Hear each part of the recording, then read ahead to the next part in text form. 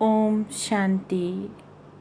आज 11 जुलाई 2020 के बाबा के ये महावाक्य हैं। बाबा समझाते हैं, मीठे बच्चे सदा एक ही फिक्र में रहो कि हमें अच्छी रीति पढ़कर अपने को राज तिलक देना है। पढ़ाई से ही राजाई मिलती है। आज का प्रश्न है, बच्चों को किस उल्लास में रहना है? दिल शिकस्त नहीं होना है, क्यों? बच्चों को किस उल्लास में रहना है? दिल शिकस्त नहीं होना है, क्यों? उत्तर है, सदा ये उल्लास रहे कि हमें इन लक्ष्मी नारायण जैसा बनना है। इसका पुरुषार्थ करना है। दिल शिकस्त कभी नहीं होना है, क्योंकि ये पढ़ाई बहुत सहज है। घर में रहते हुए भी पढ़ सकते हो। इसकी कोई फीस भी नहीं है, लेकिन इसमें हिम्मत ज़रूर चाहिए।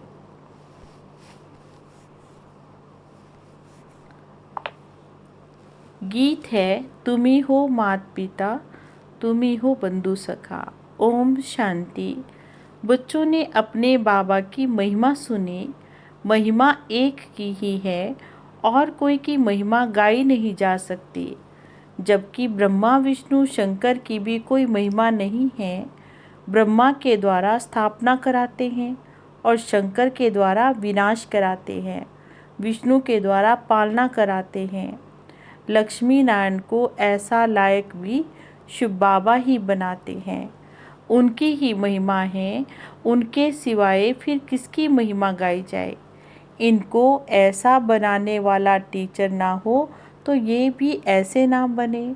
फिर महिमा है सूर्यवंशी घराने की, जो राज्य करते हैं। बाबा संगम पर ना आए तो इन्हों को राजाई भी नहीं मिल सके, और तो किसी की महिमा है नहीं। फॉरनर्स आदि की कोई की भी महिमा करने की दरकार नहीं है। महिमा तो सिर्फ एक की है, दूसरा ना कोई।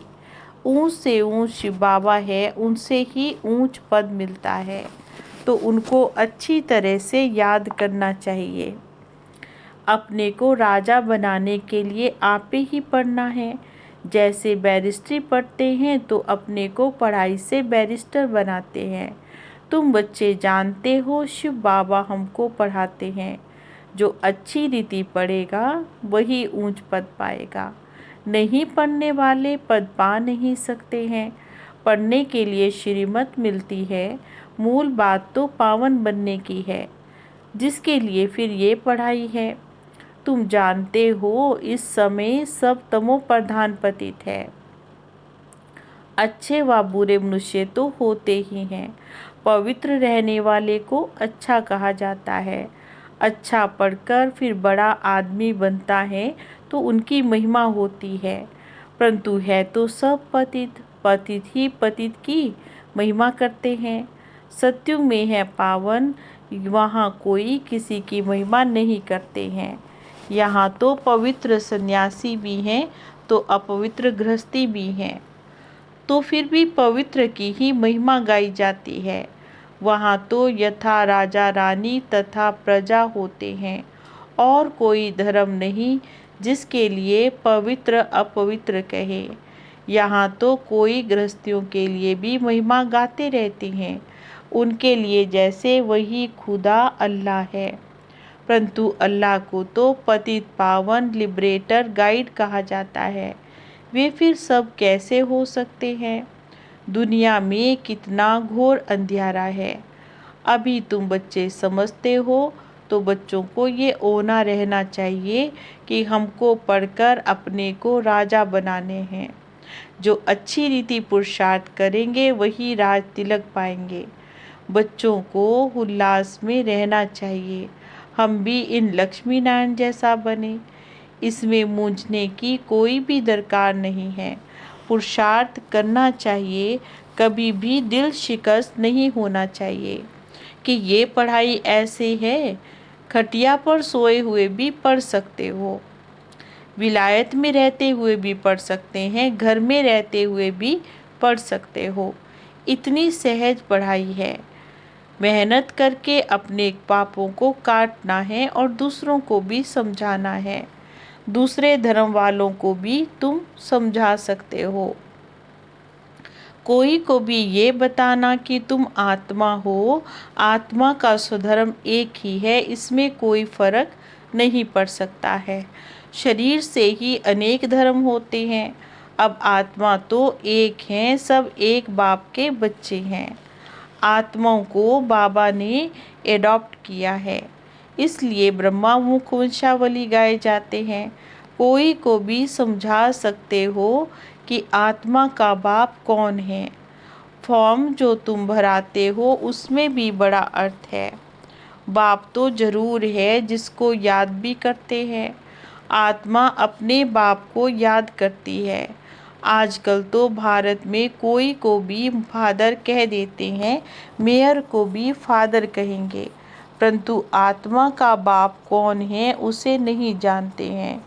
गाते भी हैं, तुम मात पिता हम बालक तेरे, परंतु वह कौन है, कैसे हैं, कुछ भी पता नहीं है।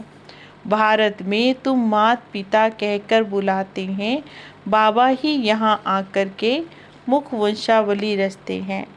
भारत को मदर कंट्री कहा जाता है, क्योंकि यहाँ ही शिव बाबा मात पिता के रूप में पाठ बजाते हैं।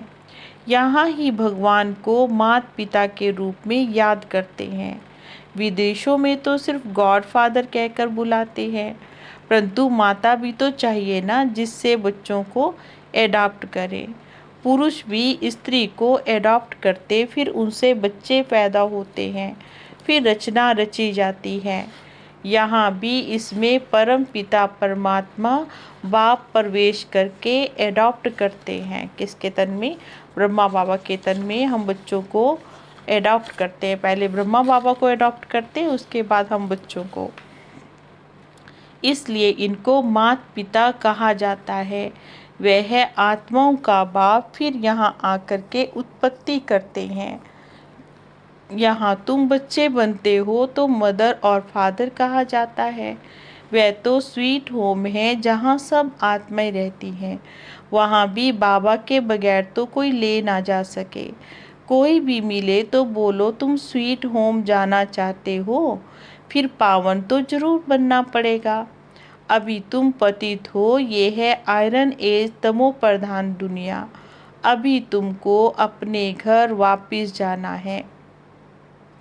आयरन एज्ड आत्माएं तो वापिस घर जा नहीं सकती हैं।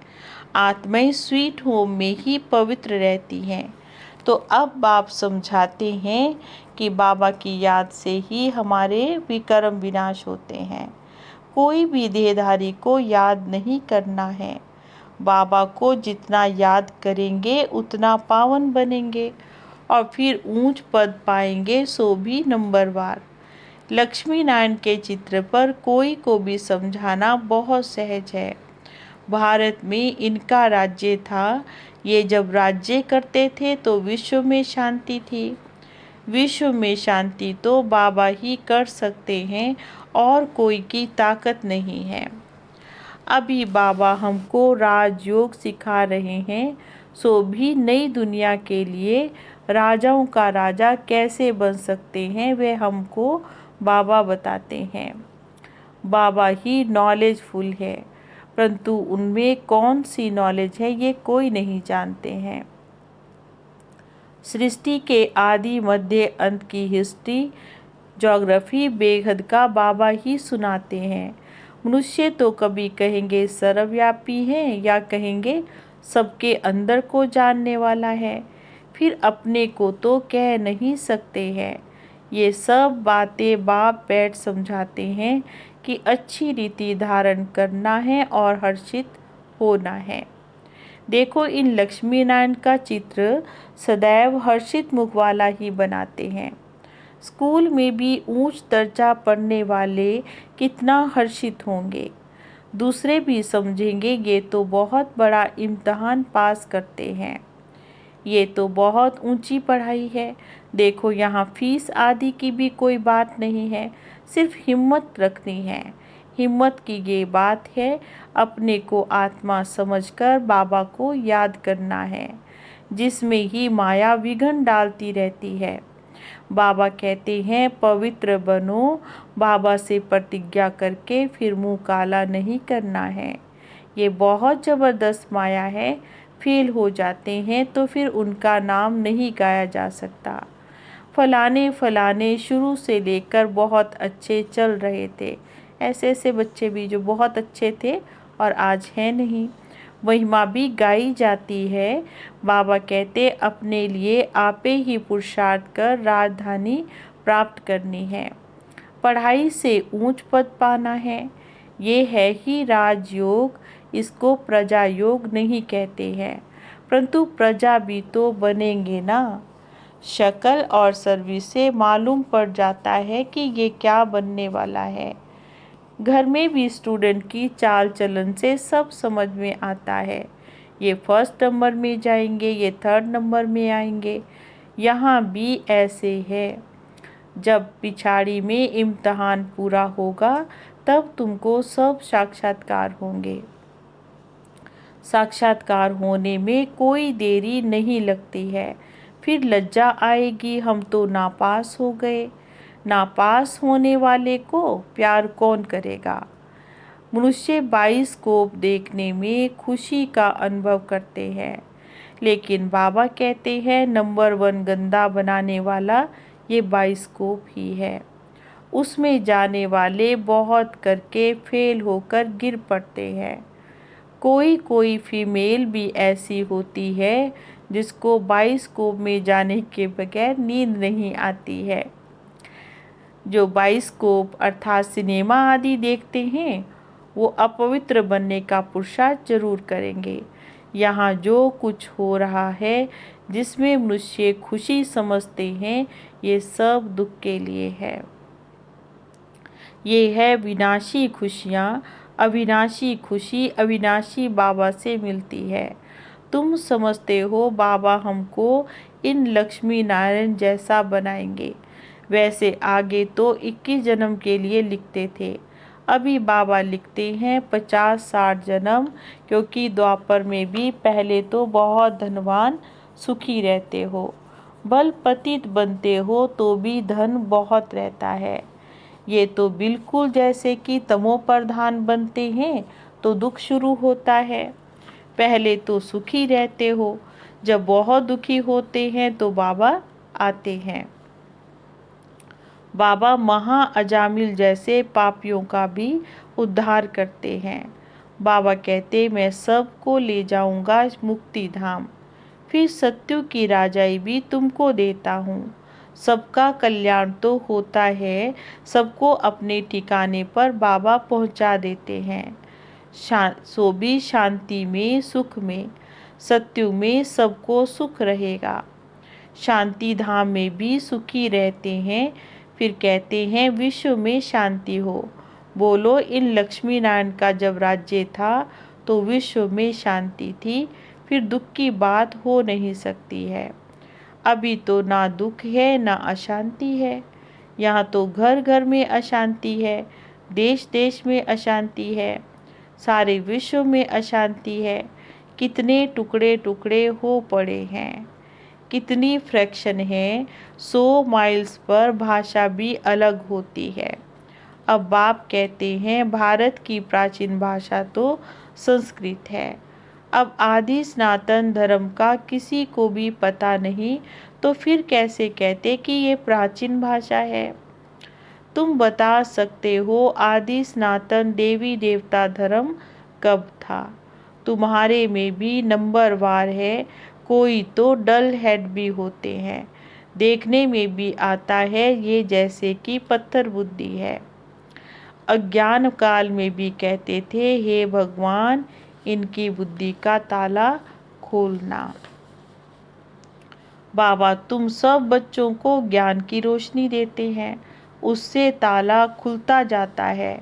फिर भी कोई कोई की बुद्धि जैसे कि खुलती नहीं है। कहते हैं बाबा आप बुद्धिवानों की बुद्धि हो।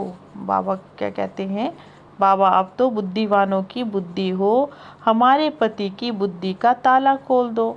बाप कहते इसलिए मैं थोड़े ही आया हूँ, जो एक एक की बुद्धि का ताला बैठकर खोलूँगा।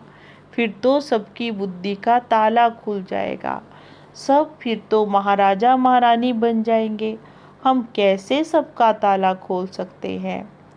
उनको सतयुग में नहीं आना होगा तो हम ताला कैसे खोलेंगे?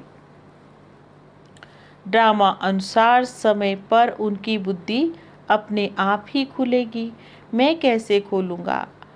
ये भी ड्रामा के ऊपर है ना। सब फुल पास थोड़े ही होते हैं। स्कूल में भी नंबरवार तो होते हैं ना। अच्छी रीति जो पढ़ेंगे वो फिर स्वर्ग में जाएंगे, नहीं तो सजाएं तो बहुत कड़ी है, फिर पद भी भ्रष्ट हो जाएगा। स्टूडेंट को टीचर का शो निकालना चाहिए। गोल्डन एज में सब पारस बुद्धि थे, अभी तो आयरन एज है, तो यहाँ गोल्डन एज बुद्धि कैसे हो सकती है? विश्व में शांति थी, आखिर ये बात भी जरूर समझेंगे। बाकी याद में तो महारथी भी फेल है। अगर याद का जौहर नहीं होगा तो ज्ञान की तलवार भी नहीं चलेगी। किसी को समझाएंगे तो उनको समझ में नहीं आएगा। बहुत याद करेंगे तब जौहर आए। भले बंधन में भी है, फिर भी याद करते रहो तो बहुत फायदा है। कभी बाबा को देखा भी नहीं, याद में ही प्राण छोड़ देते हैं तो भी बहुत अच्छा पद पा सकते हैं, क्योंकि याद तो बहुत करते हैं। बाबा की याद में प्यार के आंसू बहाते हैं तो वे आंसू भी मोती बन जाते हैं। अच्छा, मीठे मीठे सिकिलरे बच्चों प्रति माता पिता बाप दादा का याद प्यार और गुड मॉर्निंग। रूहानी बाप की रूहानी बच्चों को नमस्ते। हम रूहानी बच्चों की रूहानी बाबा को नमस्ते नमस्ते नमस्ते जी। गुड मॉर्निंग बाबा। धारणा के लिए मुख्य पॉइंट्स है। पहली पॉइंट है, अपने लिए स्वयं ही पुरुषार्थ कर ऊंच पद पाना है। अपने लिए स्वयं ही पुरुषार्थ कर ऊंच पद पाना है। पढ़ाई से स्वयं को राज तिलक देना है। ज्ञान को अच्छी रीति धारण कर सदा हर्षित रहना है। और दूसरी पॉइंट है, ज्ञान तलवार में याद का जौहर भरना है। याद से ही बंधन कटते हैं। कभी भी गंदे बाइस्कोप देखकर अपने संकल्पों को अपवित्र नहीं बनाना है। ज्ञान तलवार में याद का जौहर भरना है और याद से ही बंधन काटने हैं। कभी भी गंदे बाइस्कोप देखकर अपने संकल्पों को अपवित्र नहीं बनाना है। और आज का वरदान है, सदा एकांत और सिमरन में व्यस्त रहने वाले बेहद के वानप्रस्थी भव। सदा एकांत और सिमरन में व्यस्त रहने वाले बेहद के वानप्रस्थी भव।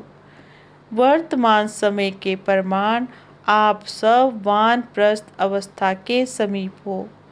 वानप्रस्थी कभी गुड़ियों का खेल नहीं करते हैं, वे सदा एकांत और सिमरन में रहते हैं। आप सब बेहद के वानप्रस्थी सदा एक के अंत में अर्थात निरंतर एकांत में रहो। साथ साथ एक एक का सिमरन करते हुए स्मृति स्वरूप बनो। किसकी स्मृति में रहना है? बाबा की स्मृति में रहना है। और सभी बच्चों के प्रति बाबा की भी यही शुभ आशा है, अब बाप और बच्चे समान हो जाएं, सदा याद में समाये रहें। समान बनना ही समाना है। क्या समझा रहे बाबा? सदा याद में रहना है, उसको ही कहते हैं समान बनना ही समाना है। यही वानप्रस्थ स्थिति की निशानी है। और स्लोगन है, आप हिम्मत का एक कदम बढ़ाओ तो बाप मदद के 1000 कदम बढ़ाएंगे। आप हिम्मत का एक कदम बढ़ाओ तो बाप मदद के 1000 कदम बढ़ाएंगे। ओम शांति।